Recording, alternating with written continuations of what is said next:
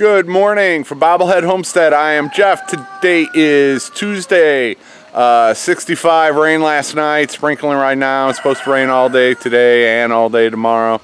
We shall see. I got a phone call this morning, so I have to head down to Waldron. Kind of a last minute thing. Yeah, I'll talk about that later. But first I gotta get on the road in my Suburban.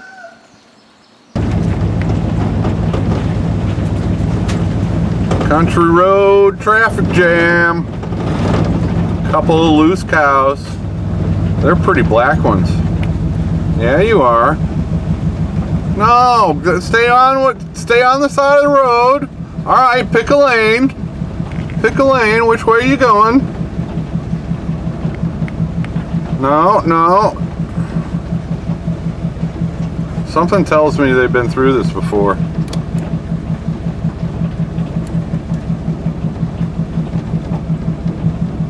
We ain't got all day. No, we don't got all day. I don't want you denting up my Suburban on one of my inaugural runs.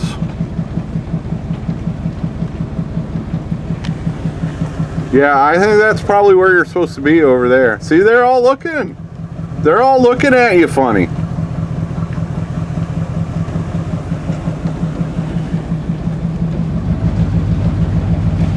Don't get mad at me. All right, okay.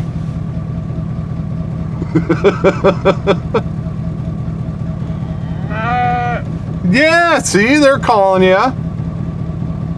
Where you going? They could put a serious dent in this thing.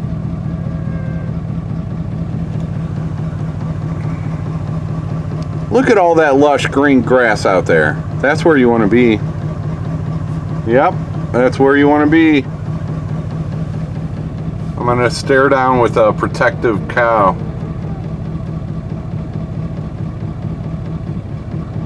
You never know what's going to happen when you take a ride in the country.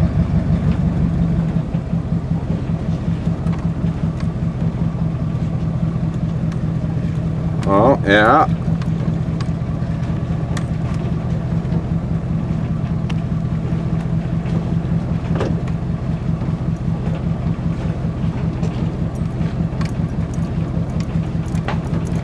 Does my horn work? Yep, horn works. Oh, they've heard a horn before. This ain't their first rodeo. See, I should have tried the horn first. Have a good day. First time filling up the Suburban all the way. Yeah, I'm gonna fill it up all the way because I'm only paying $1.53 per gallon, thanks to my Casey's rewards, up to 20 gallons. So up to 20 gallons, it's $1.53. And then I gotta pay full price after that. Cool, 20 gallons for $30.58. But now I gotta log out and log back in so I can pay the regular price on the other one. All right, we'll see how many gallons this thing will hold today. Now I gotta pay $2.80 a gallon. So 20 gallons plus whatever we end up with up here. And it held another 11.37, so 31.37 gallons went in, and I saved about 25 bucks. I got the toolbox thrown in here for now. I'm gonna put it behind the front seat there, going crossways, if it'll fit. I think it'll fit, and that'll still leave me plenty of cargo space behind it. It would basically go where the back seat was. But I got a bunch of stuff back there I need to move out of the way. But then I'll put the tools there behind the front seat and still have some cargo space. Yeah, I got the toolbox in the Suburban for me to put my tools in. That way I can keep most of my tools in there and keep it in my vehicle, and that way wherever my vehicle is usually where I'm at, so my tools will be with me. because there have been a few times I wish I had a drill down here, and other times I brought something down here that I wish I had up there. So yeah, this way I'll just try to keep most of my useful tools in the toolbox in the Suburban until I get moved. So that will be a big big benefit. Oh yeah, and Brett and Deborah stopped by. They just happened to be going for something nearby, and they saw me here, and so stopped and chatted for a while. That was good to catch up with them a little bit. All right, just a few things I can show you around while I'm here. I hate that it's not an eventful trip to the new place, but let's go look at some roses. Hey, I got some blooms on this rose bush that we moved over here too. This was the climbing rose bush that I had out at the end of my driveway next to a tree, and I got to give it something to climbing on. I had that old bed frame, the old metal bed frame, so I brought that over here. So I should probably get that put in here so that the climbing roses have something to climb on. These irises that were blooming earlier have some seed pods on them. So yep, seed pods on irises. Those are daylilies getting ready to flower, and I got a whole row of them here that are going to start flowering. These were the ones we moved over from my old place.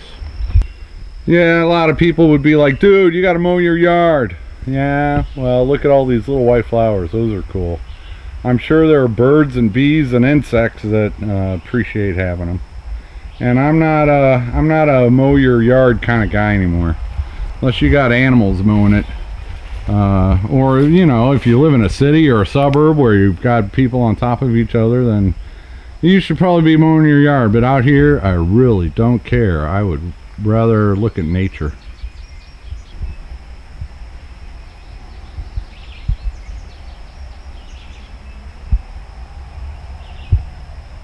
Yeah, that may look ugly to some people, but I like it. Oh yeah, and what are these, like the Shasta daisies, something like that? A lot of those, and then a lot of these. I think it's cool.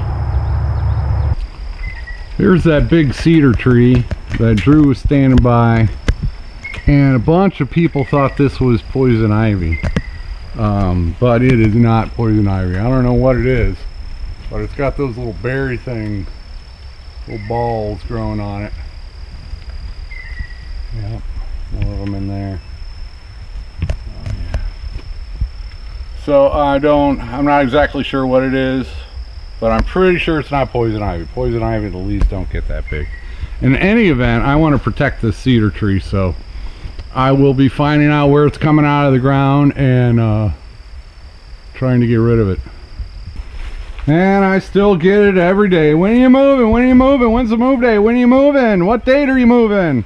Dudes, I don't know. If I knew, I'd know. But if I don't know, I don't know. The next thing that has to happen is I got to get my water going.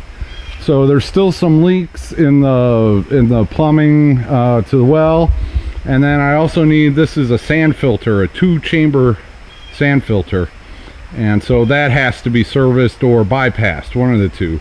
And so there have been tons of people out here looking at it. I just need to hire somebody who knows what they're doing and get that done.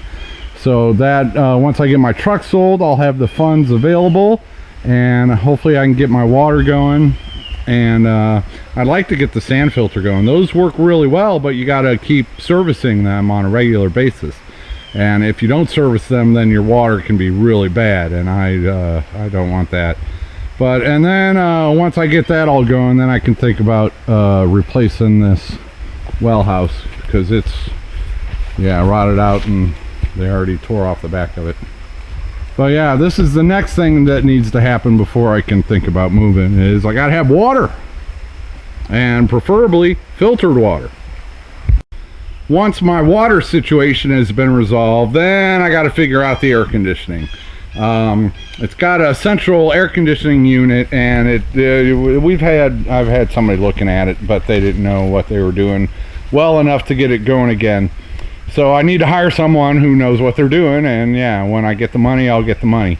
But I'd like to find out whether or not this can be repaired and operate, because these are a lot more efficient at cooling cooling a house than having a bunch of window air conditioners. But I just need to know either way. If it can be repaired, you know, without costing an arm and a leg, I'll go that route. If it can't be repaired, I need to know that also, and then I can try to go the window air conditioner route. And I do have two window air conditioners in my current cabin, and I can move those over here, but they would not be enough to cool this entire cabin. So I'd have to get another bigger, more powerful air conditioner, because the ones I got are small, just for like one room, and so they would not hack it. So yep, I need to figure out if this is going to work, and if it's not going to work, then I'll have to come up with the better window air conditioners. I'd also like to renovate this kitchen before I move. Right now the sink is in the corner, and that's where the stove goes, and there's no exhaust at all for the stove. And there's no dishwasher, so yeah, so I'd like to move the sink about where those thingies are hanging off the wall. So the sink would go there, take out this window, and put the lower cabinets in, you know, the sink there, the dishwasher right next to it, then the stove. I can vent the stove out the side like my current cabin, and then I can have the refrigerator in the corner, and my Lazy Susan that I currently have can go where the sink is now, and then my lower cabinet with the only drawer that I have in my tiny cabin can go there. And so that's the plan. But the plumbing and electricity is going to have to be moved on this wall, and that's an internal wall. And the plumbing can go, it can go right under the cabin. It doesn't have to go in the walls, but it's only got to go about 6 feet so that I can tie in a new sink and the dishwasher. So if I'm hiring somebody to do the well, that's a plumber that also does this type of work, it would make sense for me to hire them to do all the work at one time instead of 2 separate occasions, because that would be cheaper. So that's another thing. Once I've got the funds and resources to do it, we'll also be moving the plumbing underneath the cabin to the new location, only about 6 feet away. And then if I'm hiring somebody to take a look at this air conditioner, usually they're pretty good at furnaces also, and I've got a propane furnace in there that looks to be in pretty good shape, but and I've got a buried propane tank out here. So yeah, that would make sense to do that all in one hiring also. So I will be hopefully getting the same company that can look at the heating and the air conditioning at the same time, because I would really like that. I really need that propane furnace operable, because I cannot rely on wood heat as my only source of heat. So hopefully we can, and people have looked at it. If it was an easy fix, we would have gotten it. We just need to stop messing around with having 20 different people give their opinion and hire somebody who can do the job right. Oh, it's getting later than I thought, and I want to get home before dark. And I'm taking the long way home tonight. I'm not going on the shortcut through the mountains. Because, well, yeah, some of you saw in that video, there are 2 creek crossings. Well, there's more than that. I only showed you 2. But, and we just got a ton of rain, so I'm not going to risk it, because, you know, you can go halfway across the mountain and then not be able to pass, and then you have to come back and go around. So I'm just going to go through Danville to begin with. Although maybe, yeah, I'll go through Danville. And so instead of 45 minutes and 22 miles, it's like, you know, an hour and 25 minutes and 60 some miles to go around the long way. Yeah. All right, so that's all I got for today. Thanks for watching. Sorry it was uneventful. Take her easy, everybody.